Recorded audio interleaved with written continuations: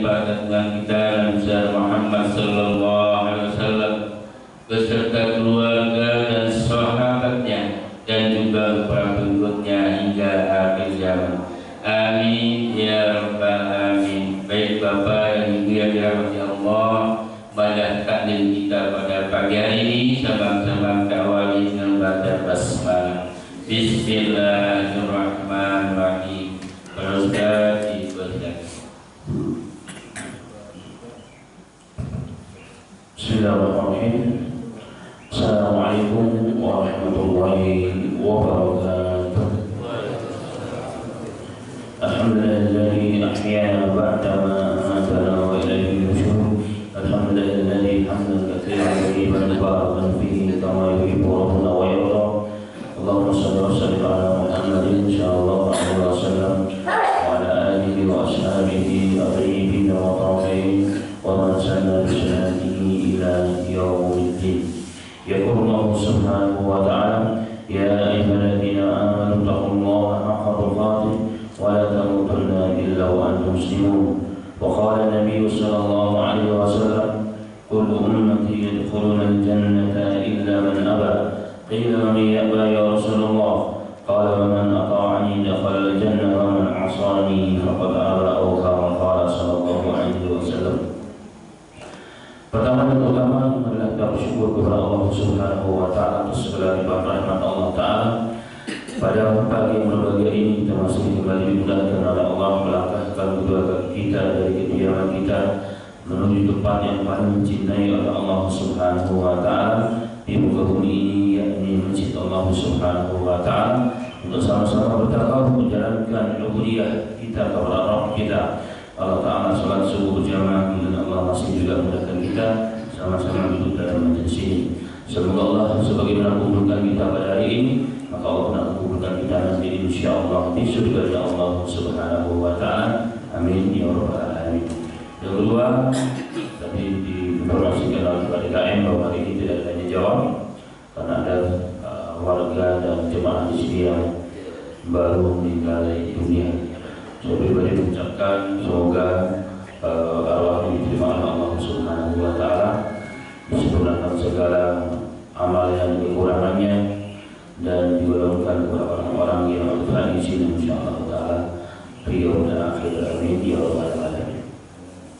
Ma'asyiral muslimin wal muslimat yang dirahmati Allah taala, pada pertemuan sebelumnya telah dibahas mengenai beberapa nama neraka yang tentunya nama neraka tersebut meliputi juga pintu neraka. Pada ayat yang telah dibacakan sebelumnya, la sab'atu abwabin di kulli babin minhum juz'un maqsum. Pada setiap pintu yang 7 tersebut, pada setiap pintu yang 7, jadi neraka itu punya 7 pintu. Di kulli babin minhum juz'un maqsum, dan setiap pintu tersebut ada bagian orang-orang yang akan memasuki neraka tersebut. Yang sudah kita bahas kemarin, nama neraka yang pertama adalah neraka Jahim, kemudian Hawiyah, kemudian juga neraka Saqar. Kemudian hari ini kita masuk kepada nama neraka yang berikutnya yang telah disebutkan dalam firman Allah Subhanahu wa taala, yakni neraka Lahab. Neraka Lahab, di mana Allah Subhanahu wa taala telah berfirman dalam Al-Qur'an dalam surat Al-Ma'arij, innaha Lahab, dan itu adalah neraka Lahab. Lahab artinya adalah nar yang bergejolak, api yang bergejolak, api yang menyala dan bergejolak. Artinya apinya begitu panas. Nazza syawal, di mana apabila seseorang dimasukkan ke dalam neraka tersebut, maka akan terkelupaslah kulit kepalanya. Dalam beberapa pernyataan sahabat dan para salaf terdahulu, termasuk juga Al-Imam Ibnu Katsir menukilkan dari Al-Imam Al-Aufi dari Abdullah bin Abbas radhiyallahu anhuma, yang dimaksud dengan nazar syawal yang akan melupaskan kulit kepala jika dimasukkan saja orang tersebut penghuni neraka Allah tersebut dalam neraka. Yang dimaksud adalah bahwa kulit kepalanya itu akan terkelupas, ada yang mengatakan beserta dagingnya, kecuali hanya tulang tengkoraknya saja yang tersisa. Begitu sangat dahsyat dan panasnya neraka Allah tersebut. Kemudian Al-Imam Sayyid Tabi'in, Al-Imam Al-Hasan Al-Basri rahmatullah alaih, beliau mengatakan mengenai makna daripada neraka Allah jika dimasukkan ke dalamnya maka terkelupas kulit kepalanya, yakni bahwa api neraka tersebut itu jika membakar sesuatu tubuh orang-orang kafir, tubuh orang-orang ahli neraka Allah tersebut, maka tidak akan tersisa, semuanya akan hangus terbakar kecuali fuadnya, kecuali hatinya. Dan ini semua menambah pengerian dari makna neraka Allah. Masukkan adalah langsung hangus. Menurut Al-Hasan Al-Basri, kecuali hatinya yang tersisa. Dan hatinya itulah yang kemudian dia akan menangis, menjerit, takutan merintih di hadapan Rabb kita Allah Subhanahu wa ta'ala. Tak kalah hancur saja tubuhnya, maka akan dikembalikan kembali utuh sebagaimana sebelumnya. Dibakar lagi, kemudian hancur lagi ketika kecuali fuadnya, kecuali hatinya. Menurut Imam Hasan Al-Basri akan dikembalikan lagi terus sampai kapan? Sampai waktu yang tidak tertentu dan terbatas, dan yang Allah saja mengetahui. In kana kafiran, jika dia kafir maka selama-lamanya di neraka tersebut. Wa in kana musliman fajiran, jika dia seorang muslim yang fajir maka dia akan keluar tapi waktu yang sama panjang sehingga Allah ridho dengan kondisi hamba tersebut. Waliyadzubillah wa na'udzubillah min dzalik. Allah musta'an. Dapat kebayang bangsa muslimin masuk saja ke dalam neraka, maka seluruh kulitnya dan dagingnya langsung hangus terbakar, tidak tersisa. Jadi tulang jemarinya, tulang-tulangnya itu pun sudah hangus, yang tersisa hanya hatinya sendiri. Kenapa disisakan hatinya?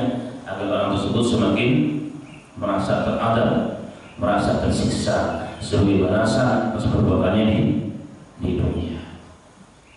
Kemudian pertanyaannya, siapakah yang akan memasuki neraka Allah tersebut? Siapakah yang akan memasuki neraka tersebut? Yang saat isyarat, yang jika memasuki maka terkelupas kulit kepalanya terutama sampai tulang-tulang dan dagingnya terbakar, kecuali hatinya. Allah Ta'ala berfirman, "Tad'u man adbara wa tawalla wa jama'a fa'awa." Jadi orang yang memanggil orang yang membelakang dan berpaling dari agama. Jadi orang yang berpaling dari agama, orang yang jika diberikan nasihat, jika diajak kepada kebaikan, adbar, maka dia akan berpaling, akan membelakangi kita.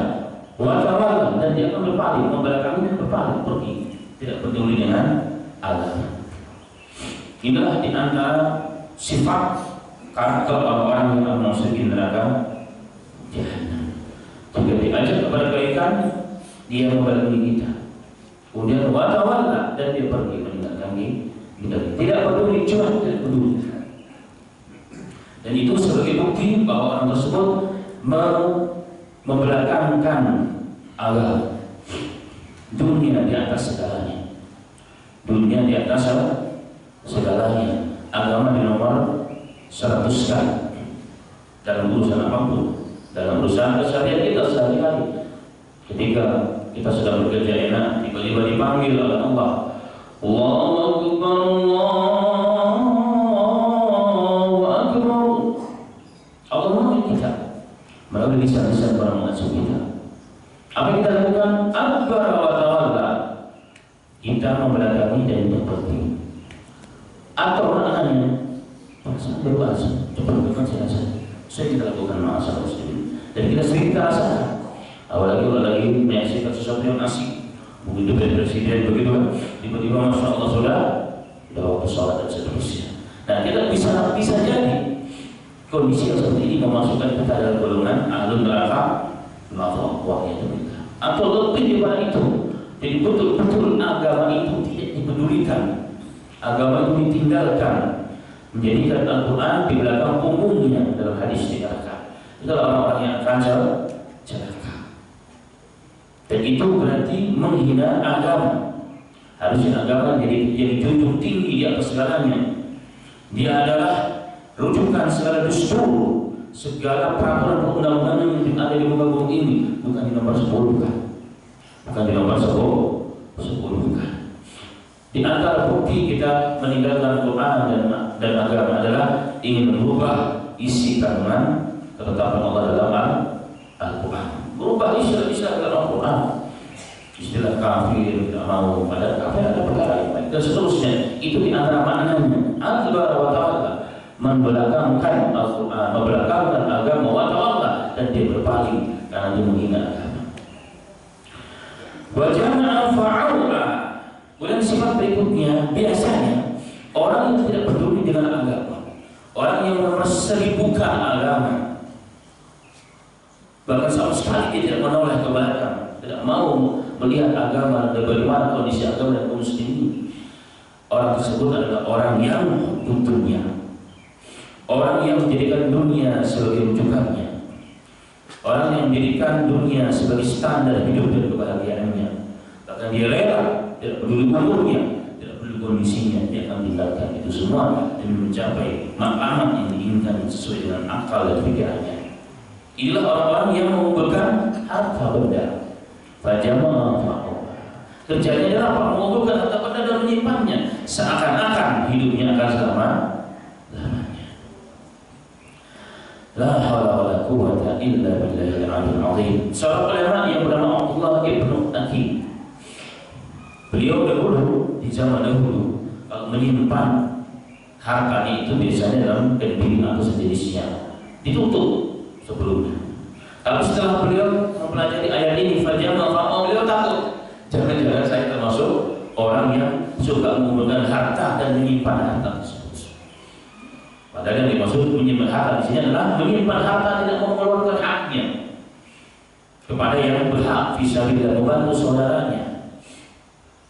Padahal yang dimaksud di sini adalah fajama'a fa'aula, mengumpulkan harta sebanyak-banyaknya dan menyimpannya, tidak mau mengeluarkannya sama sekali.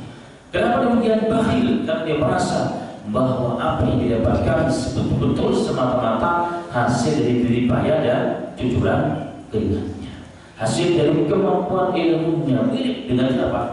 Dengan kaum. Ketika diminta untuk mengeluarkan sumbangan yang akan saya berikan, oh tidak bisa. Aku dapat ini, ini aku dapat ini dengan kemampuan dengan ilmu. Akhirnya apa yang terjadi? Bukan hanya dihinakan dia, bahkan dihabiskan semua hartanya beserta korun dan maturan. Allah musta'an, la haula wala quwwata illa billahil aliyyil azim. Bahkan dalam hadis Nabi Muhammad sallallahu alaihi wasallam, Rasulullah pernah mengatakan, "Wa la tu'i fa yu'illahu alayki." Rasulullah pernah bernasihat kepada Aisyah, ketika kau ingin berinfak di Aisyah, jangan kau hitung-hitung, jangan kau simpan, jangan kau hitung-hitung. Maka Allah akan hitung apa yang akan kuberikan kepadamu. Jika mau berinfak, berjihad dengan Allah, membantu sesama, membantu atas nama agama, jangan pernah dihitung. Nanti Allah akan menghitung-hitung juga. Jangan dihitung, maka Allah akan menghitung-hitung juga. Itu menunjukkan keraguan-keraguan dalam dirinya. Masa sih Allah akan ganti? Masa sih Allah akan ganti? Berarti keraguan-keraguan, maka Allah akan berbuat hal yang sempurna. Wa iyadulillah, na'udzubillah min dzalik. Dan itu Al-Hasan Al-Basri rahmatullahi alaihi sayyid tabi'in juga pernah mengatakan, mengomentari ayat ini, ya ibnu Adam, sesungguhnya wahai anak Adam, sesungguhnya kalian sami'tum, kalian telah mendengar apa yang diancamkan oleh Allah Ta'ala. Orang-orang yang suka menghimpun, mengumpulkan hartanya dan tidak mengeluarkan di jalan Allah Subhanahu wa Ta'ala. Kenapa kalian juga mesti gemar mengumpulkan harta, tidak mau menginfakkannya di jalan Allah Subhanahu wa Ta'ala? Bahkan kalian berbuat kekejian tanpa takut dengan ancaman Allah Subhanahu wa Ta'ala. Itulah Al-Hasan Al-Basri, orang yang sahibul hikmah, yang kalimatnya terkadang seperti mirip-mirip sudah Al-Quran, dan begitu bijaksananya beliau rahmatullahi alaihi. Inilah neraka Allah ma'asyiral muslimin, yang dikumpulkan, yang orang akan dimasukkan ke dalamnya, terkelupas kulit kepalanya dan jasadnya seluruhnya, bahkan dagingnya, bahkan sampai pada tulangnya, menurut Hasan Al-Basri, yang tersisa yang fuatnya. Siapa mereka? Orang yang berpaling dari agama dan berpaling dari agama, dan orang yang mengumpulkan harta menyimpannya dan tidak mengeluarkannya di jalan Allah Subhanahu wa ta'ala. Allah musta'an, la haula wala quwwata illa billahil aliyyil azim. Kemudian ma'asyiral muslimin rahimani wa rahimakumullah. Karena itu setiap kita hendaknya merenungkan ayat-ayat tersebut. Jangan sampai kita termasuk golongan, walaupun kita muslim, orang-orang yang dikategorikan ashabu narullah, termasuk calon-calon penghuni neraka Allah. Wa ya'udzubillah, semoga selamatkan kita semua, keluarga kita dan kaum muslimin dari ahli neraka Allah dan ancamannya. Amin ya rabbal alamin. Boleh masuk kepada jenis neraka berikutnya adalah neraka yang disebut dalam Al-Quran dengan Al-Hutamah. Neraka Al-Hutamah. Dalam Al-Quran Allah Subhanahu wa ta'ala berfirman menceritakan tentang neraka Al-Hutamah dan orang-orang yang akan menjadi calon neraka Al-Hutamah yang akan dilemparkan ke dalam neraka Al-Hutamah tersebut. Allah Ta'ala berfirman, wailul likulli humazatil lumazah alladzi jama'a malahu wa 'addadah yahsabu anna malahu akhlada.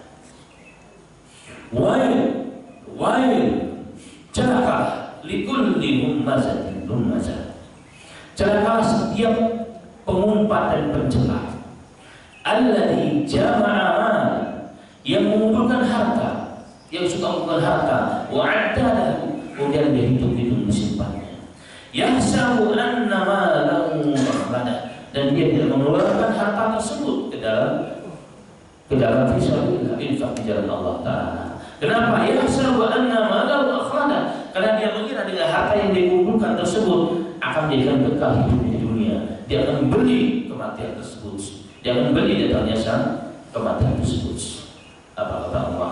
Kalla la yumbalanna fil hutamah. Oh, tidak sekali-kali demikian. Betul-betul orang yang seperti itu akan dilemparkan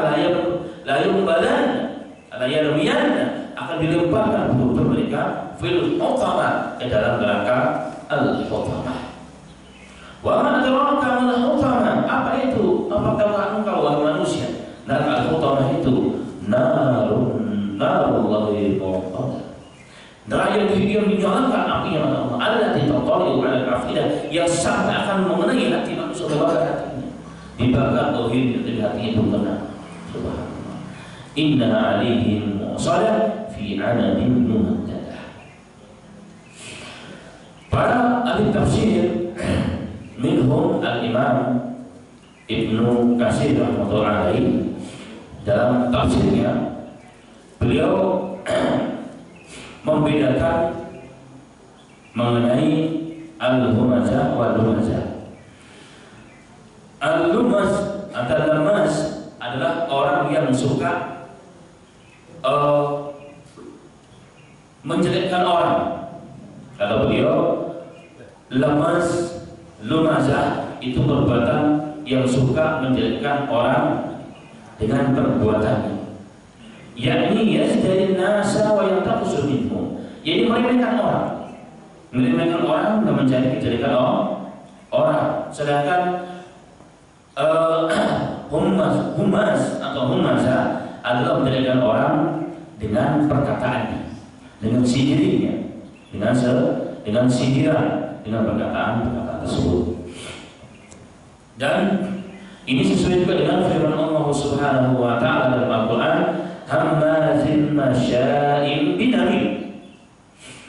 Jadi yang hammaz, orang yang suka mencela dengan perkataannya dan kesana kemari mengadu domba, adalah orang-orang sifat manusia tercela, ahli neraka.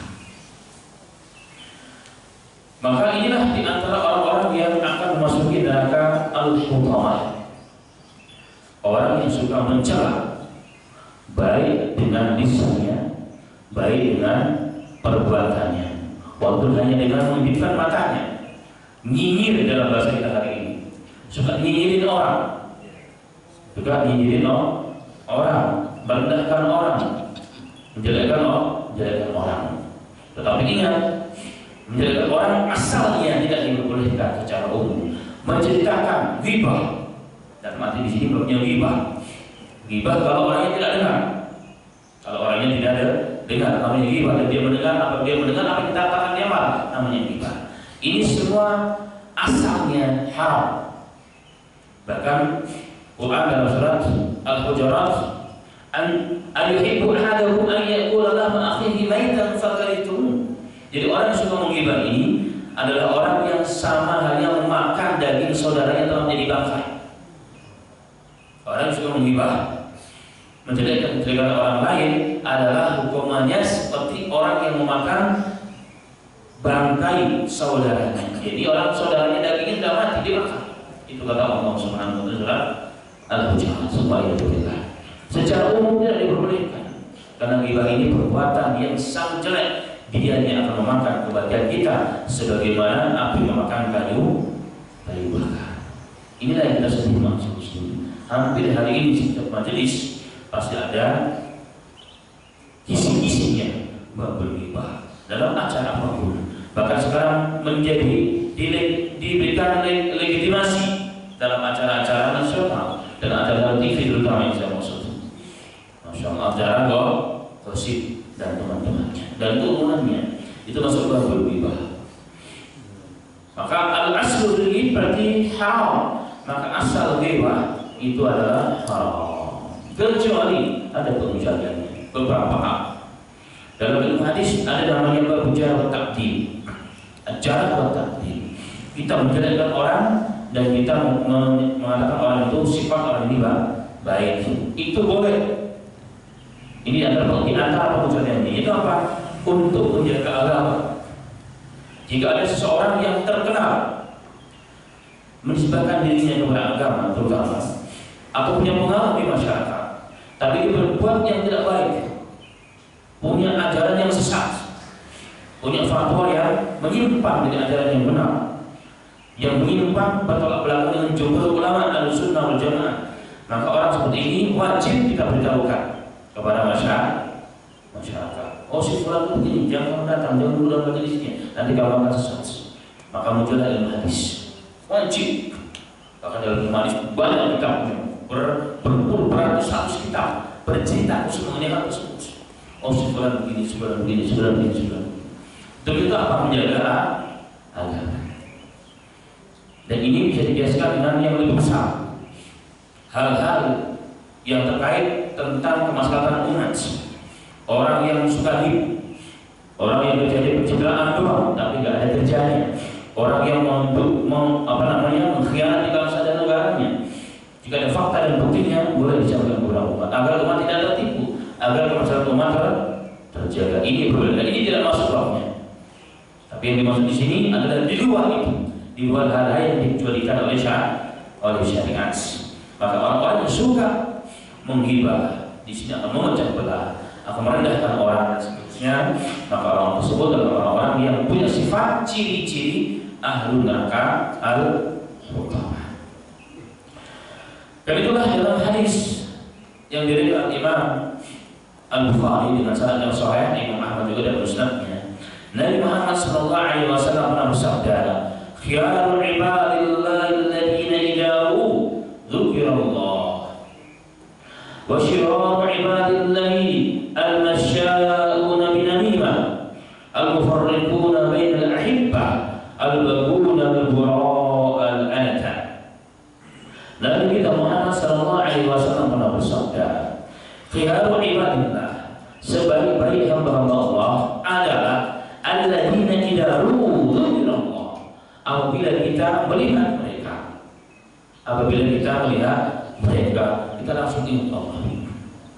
Itu sebaik-baik hamba Allah, sebaik-baik teman. Emang ada seperti itu banyak. Dan sering berjumpa dengan para ulama-ulama yang luar biasa. Kita melihat saja wajahnya, memang wajahnya bukan ada munafik. Tidak ada wajah munafik. Wajah ikhlas, wajah orang akhirat, wajah orang baik. Subhanallah. Banyak orang seperti itu. Dan kita perlu suhbah dekat dengan orang seperti itu. Lihat saja mukanya, lihat saja penampilannya. Ingat Allah, ingat akhirat Allah Subhanahu wa ta'ala. Dan Rasulullah mengatakan, orang yang begini khiyaru ibadillah fil ardh. Orang sebenarnya adalah hamba Allah terbaik di muka bumi ini. Bayangkan, belum berbicara, belum berbuat, baru dilihat, ingat Allah. Abdullah bin Salam, Abdullah bin Salam, seorang kibar Yahud yang sekian lama menanti Nabi akhir zaman akan muncul. Dikatakan ketika pertama kali melihat Rasulullah, dilihat wajahnya, maka terucap dalam lisannya, ditulis dalam sejarah Islam, dikatakan wajah ini laisa biwajhi kadzib. Wajah ini bukan wajah pendusta. Jadi pendusta itu ketahuan mukanya. Kayak ada capnya begitu. Ketahuan kamu dusta ini orang. Bukan munafik, suka menjual agama, juga menjual negara, ketahuan. Itu kelihatan. Dan Nabi tidak, para ulama rabbani, ulama akhirat, dan bukannya mereka kelihatan bahwa mereka adalah ahlul akhirah. Allah jalla minhum ya rabbal alamin. Orang begitu dekat dengan mereka, kita akan melihatnya. Bayangkan baru melihat akan lihat Allah, apalagi dekat dengannya, akan dapat ilmu, akan naik iman kita dan seterusnya. Wasyara'a ibadillah al-masya'una bin nanimati. Dan sejelek-jelek hamba Allah yang pernah hidup di muka bumi ini, kata Nabi Muhammad SAW, adalah al-masya'una bin nanimah. Orang yang kesana kemari berjalan, tetapi menyebarkan nanimah, ingin memecah belah umat. Hoax di sana, buat hoax di sini, diadu antara ahli Islam, diadu antara ahli sunnah, di antara ahli negara, anak bangsa, diadu, dihancurkan, dihancurkan. Inilah sejelek-jelek manusia. Inilah sejelek-jelek manusia. Memang ada banyak. Ayat itu bilang, al-mufarriquna baina ahibbah. Kerjanya apa? Memecah belah, memisahkan antara sesama manusia yang saling mencintai. Dipecah belah, ditimbulkan rasa curiga, akhirnya pecah. Kelompok Islam dipecah, kelompok ini bisa pecah. Ini manusia terjadi di bawah ini. Al-baguna al-qura al-anata. Subhanallah. Mereka adalah orang-orang yang menginginkan keburukan, kerusakan untuk orang-orang yang baik, dan kita wajib berlepas diri dari mereka. Inilah di antara sifat ahlu neraka al-hutawah yang Allah siapkan bagi mereka. Silakan Anda berapa apa saja.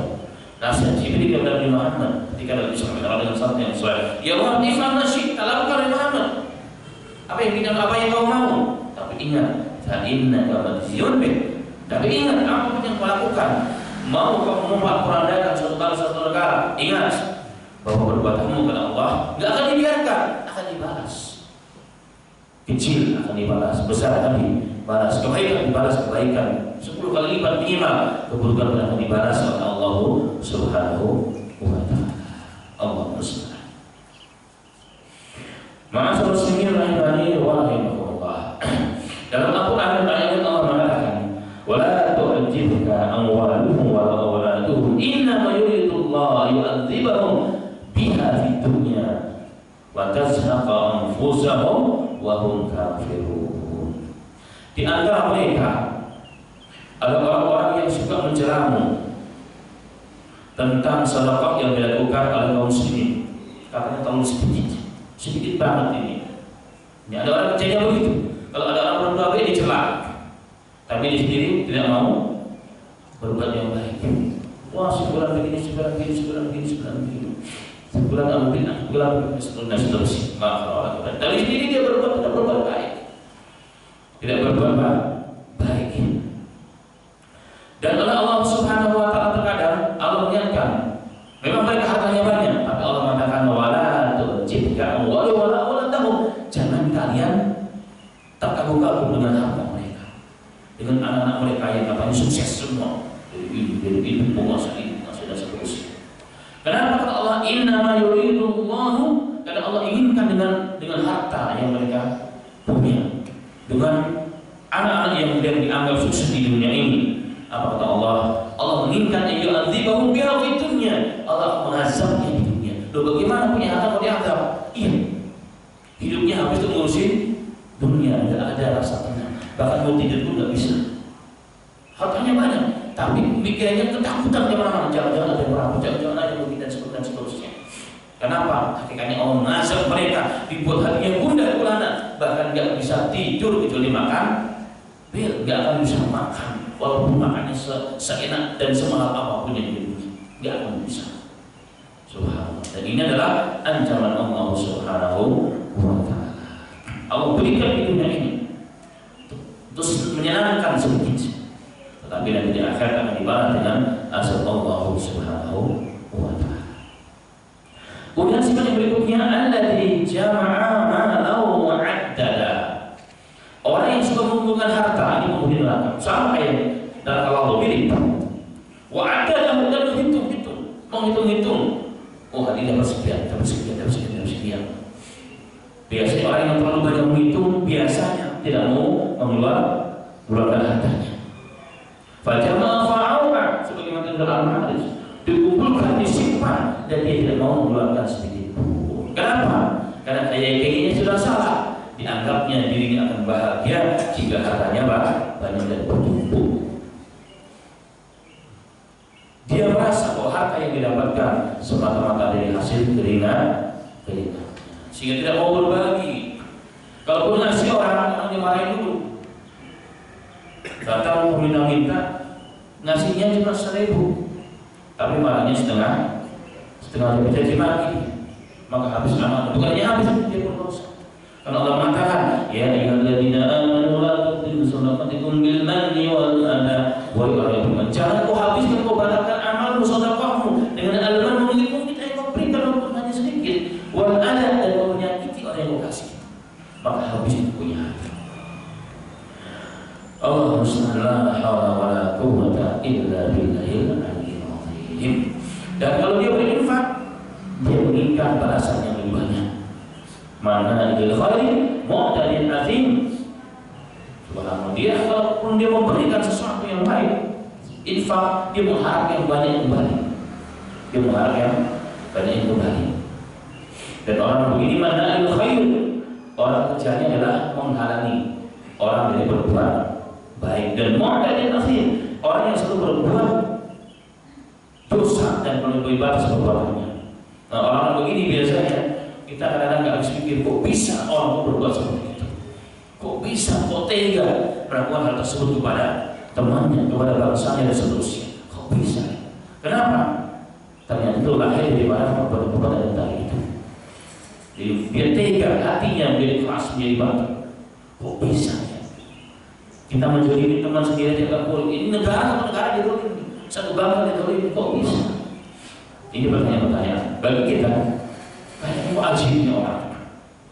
Kenapa? Karena itu dianggap dunia ini dianggap segala-galanya. Yahsabu annama lahu makhlala. Dia menganggap bahwa harta yang dia miliki akan dapat menjadikan sebab kekalahan hidupnya. Dia bisa tebus kematiannya. Makanya orang begitu masuk sini hanya batuk doang, maka akan sibuk satu perusahaan satu negara biasanya. Takut dengan kematian.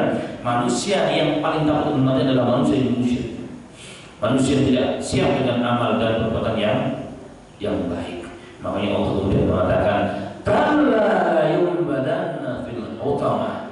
Kalla, oh tidak sekali-kali demikian. Harta kalian tidak bisa menyelamatkan azab Allah. Harta kalian tidak bisa membeli kematian. Idza jaa ajaluhum likulli ummatin ajal. Setiap umat itu ada waktu dan ajal tentunya. Idza jaa ajaluhum, apabila datang waktunya, la yastakhirun sa'atan wa la yastaqdimun, tidak akan bisa ditakhirkan. Walaupun kita belum siap dan tidak bisa didahulukan, walaupun kita sudah bosan. Bahkan Ibnu Abbas pernah mengatakan, berapa banyak orang yang mati menggoli illatin, orang yang mati tanpa sebab, ada dia belum siap. Dan berapa banyak orang yang sudah bosan ngurusinya atau hidupnya tapi gak mati-mati, bahkan hidup selama hidup yang begitu panjang masanya. Kenapa? Kematian di tangan Allah. Bukan dengan harta menjadi hentikan kematian tersebut.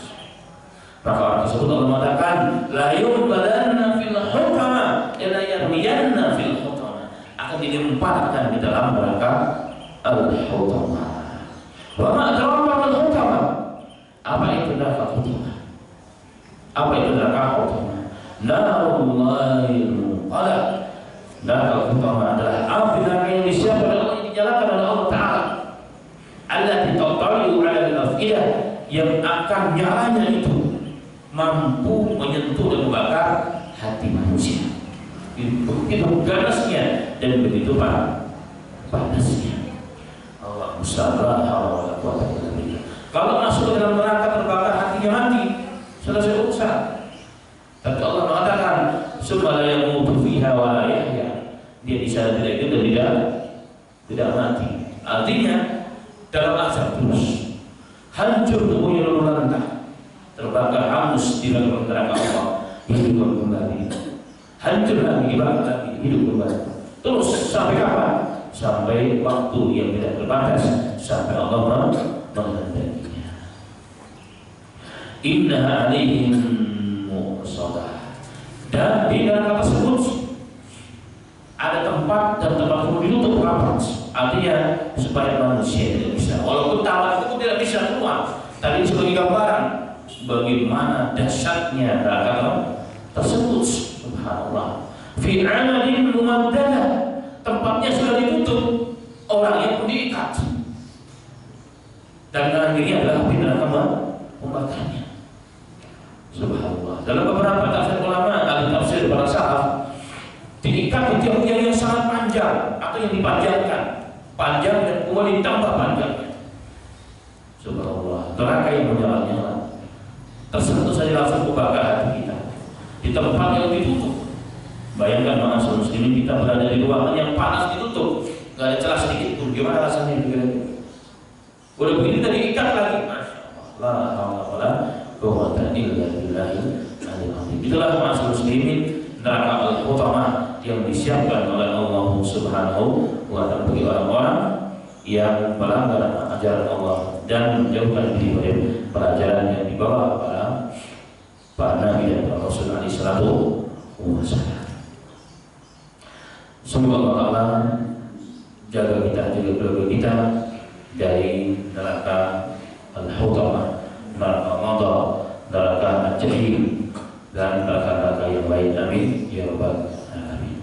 Demikian yang kita pada pagi ini, semoga bermanfaat, menambah ilmu kita, lebih untuk menambah keyakinan kita, sehingga Allah berikan kekuatan dalam batin kita untuk menjaga diri kita dan keluarga kita di pada hal tersebut, dan semakin dekat dengan Allah, semakin tafakkur dengan agama Allah Subhanahu wa ta'ala, sehingga sebelum ajal datang kita sudah siap untuk menjemput, menyambut saat ajal tersebut. Subhanallah ya pun bima yuhibbu wa yarda, walhamdulillahirabbil alamin.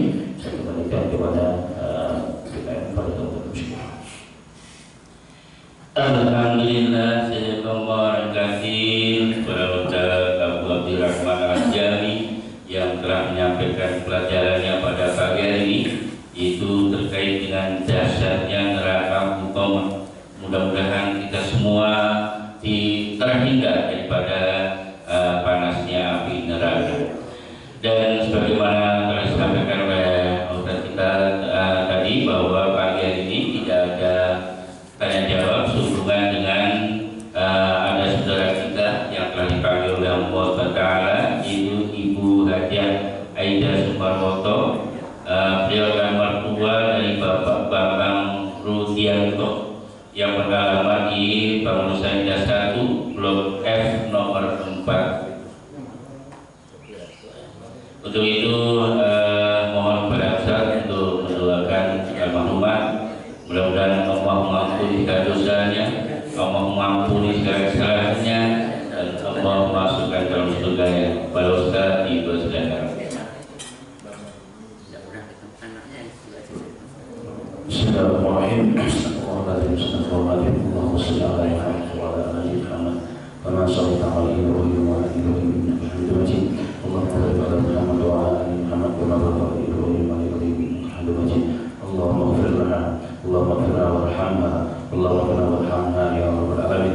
Allahumma wasi' madkhalaha, Allahumma wasi' madkhalaha, Allahumma ya rabbal alamin. Ya Allah ya Tuhan kami, di tempat ini yang kami berkumpul ya Rabb, kami menanyakan tangan kepada Allah Ta'ala alamin untuk memohon ampun atas dosa-dosa daripada saudara kami, nenek kami, orang tua kami yang telah beri kami, ya Rabbal Alamin.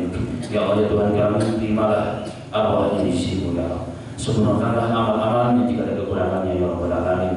Dan jadikanlah meninggalnya beliau, wafatnya beliau, kembalinya beliau kepada-Mu ya Allah sebagai pelajaran bagi kami semua yang masih hidup, agar kami mempersiapkan diri sebelum datangnya kematian dan sambut hidup kami ya Rabbal Alamin. Ya Allah ya Tuhan kami, jadikanlah kuburannya sebagai taman daripada taman-taman surga-Mu, dan jangan menjadikan kuburannya sebagai lubang daripada lubang api neraka ya Rabbal Alamin. Ya Rabbal Alamin, berikanlah kesabaran kepada keluarga yang ditinggal ya Rabbal Alamin, dan jadikanlah wafatnya sebagai sumber hidayah bagi keluarganya yang belum sholat mau sholat, yang belum tutup auratnya mau tutup auratnya, yang belum ingat akhirat ingat akhirat, yang masih malas dalam beragama mau kembali kepada agama, mau kembali kepada-Mu ya Rabbal Alamin. Allahumma shalli ala Muhammad wa ala ali Muhammad kama shallaita ala Ibrahim wa ala ali innaka Hamidum Majid. Allahumma rabbana la tuzigh qulubana ba'da idh hadaytana wa hab lana min ladunka rahmah innaka antal wahhab. Allahumma rabbana atina fid dunya hasanah wa fil akhirati hasanah wa qina adzabannar wa qina adzabannar bi rahmatika ya arhamar rahimin. Alhamdulillah, kita ucapkan terima kasih sekali lagi untuk kita. Semoga Allah mendapat bagian untuk beliau dan untuk kita semua. Dan perlu kami sampaikan bahwa untuk pelajaran talaki itu nanti jadwalnya dipindahkan pada tanggal 31 Maret sehubungan sesuatu hal kita berhalangan hadir untuk nanti malam berhalangan hadir dipindahkan pada tanggal 31. Mudah-mudahan kita semua diberikan kesehatan dan dapat mengikuti acara kegiatan tersebut. Dan banyakkan kita pada pagi hari ini sama-sama kita sebutkan hamdan dan doa kafaratul majlis. Alhamdulillah rabbil alamin, subhanakallahumma wa bihamdika asyhadu an la ilaha illa anta astaghfiruka wa atubu ilaik. Wabillahi taufiq wal hidayah. Wassalamualaikum warahmatullahi wabarakatuh.